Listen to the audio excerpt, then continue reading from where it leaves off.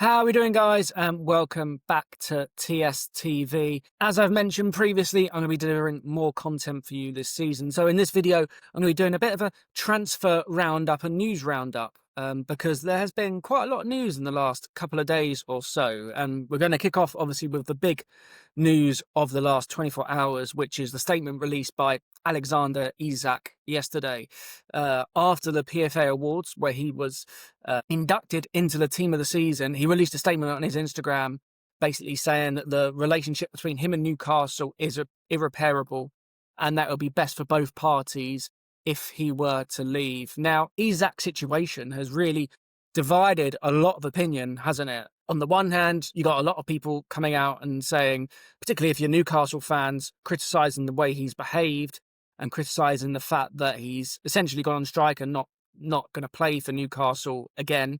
He's mentioned through the sort of media that he plans to never set foot in St James's Park unless he is in another side shirt. And there's also the other group of people which are saying, well, as a footballer, you only get one career. He should be allowed to move on. And perhaps Newcastle have reneged on promises made to him. And that's something that he insinuated in his statement, that promises were made to him about perhaps a transfer or a new contract, and those weren't fulfilled by the football club.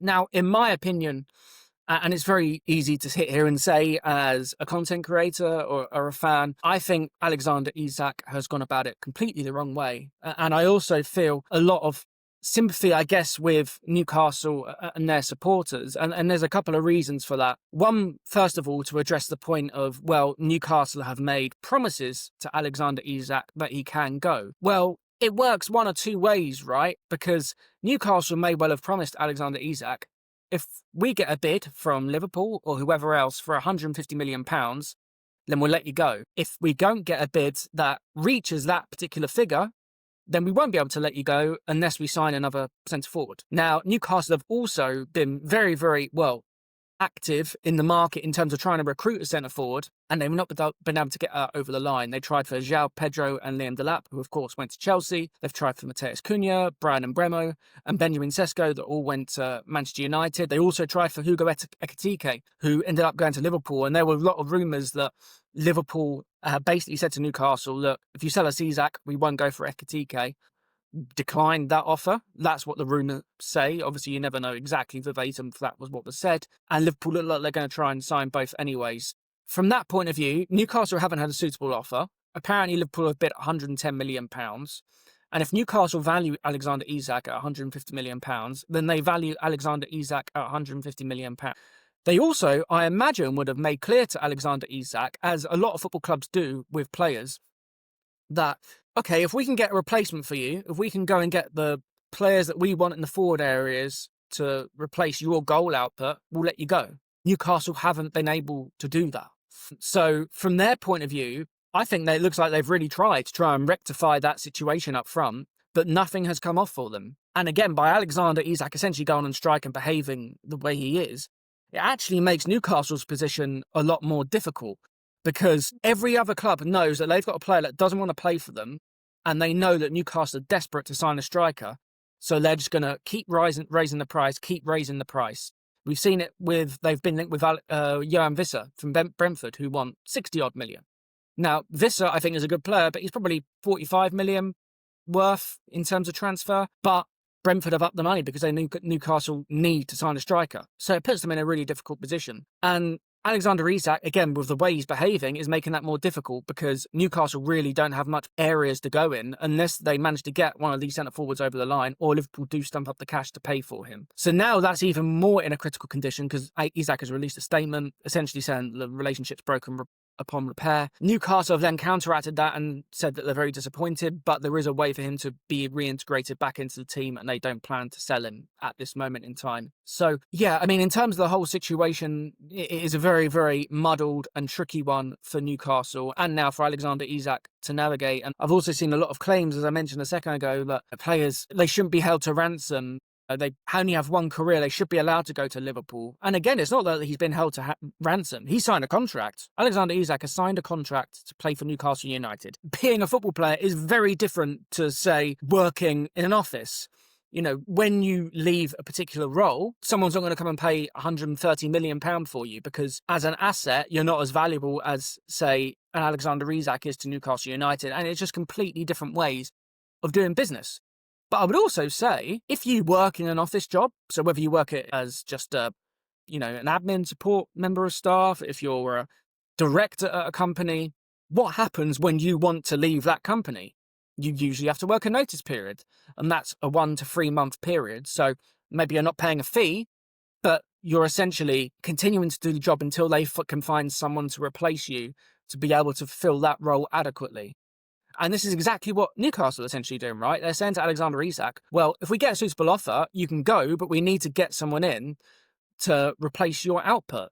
And I think that's totally understandable, because, as I said, in any walk of life, if I wanted to leave my job or you wanted to leave your job, you can't really just walk out the door. You'd have to do a month, 3 months notice to make sure that there's a smooth handover and that you can be adequately replaced.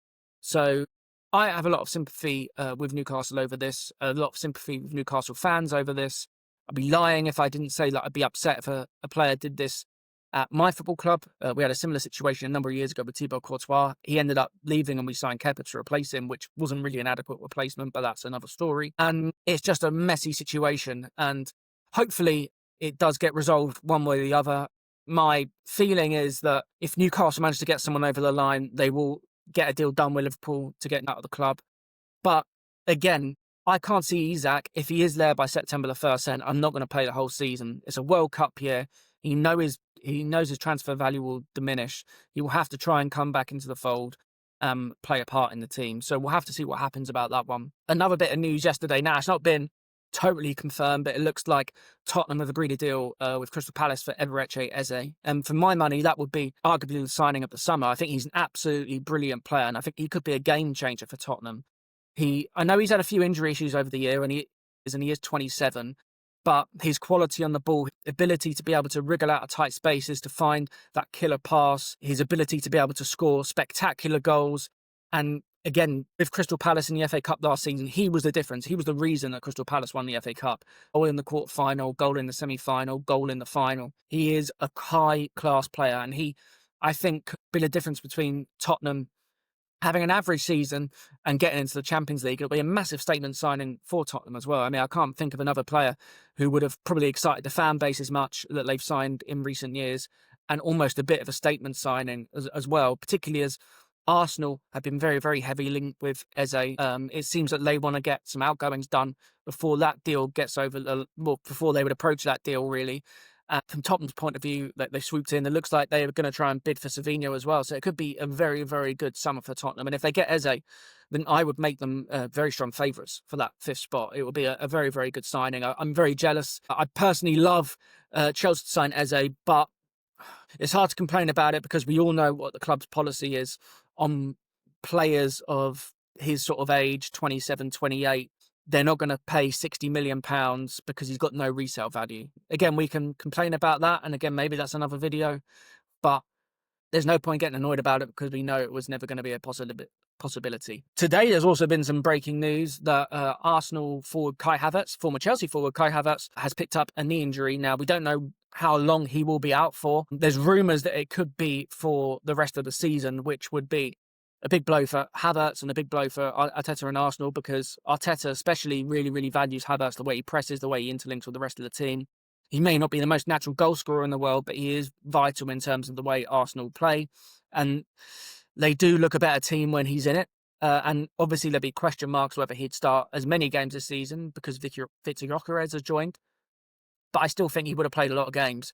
And there's a lot of rumours that they're going to be going back in for a striker or a centre forward and an attacker. I think it's probably a bit late for Eze now. And also, Havertz doesn't really play out on the left. He's more either a number 8, although Arteta, even though he bought him for that reason, doesn't really want to use him there, or as a centre forward. So I'd be interested to see what sort of names they go for. I know we got two players that maybe we could flog to them, Christopher Nkunku or Nicholas Jackson, but judging by the reaction of their fan base, that would not be a very popular decision. So it'd be interesting to see what they do. Maybe they could shift Trossard or Martinelli or Mourinho again as like a bit of a false nine when they want to give Gyökeres a rest, or if he gets injured, and then maybe go out and sign that left winger. But I think Arteta will probably try and go for a similar profile to Havertz, and that is now kind of the second big injury he's had in quite quick succession. Once as a footballer you start picking up these injuries, it can make it really, really difficult to stay fit consistently. We've seen that with players like Fofana and Lavia, and that's a different issue. So yeah, it'd be interesting to see what Arsenal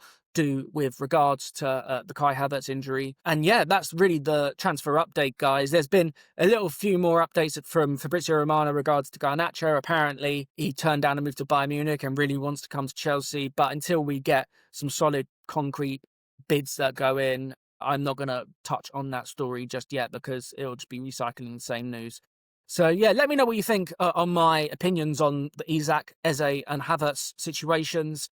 Please like, comment, subscribe, and I'll see you very soon.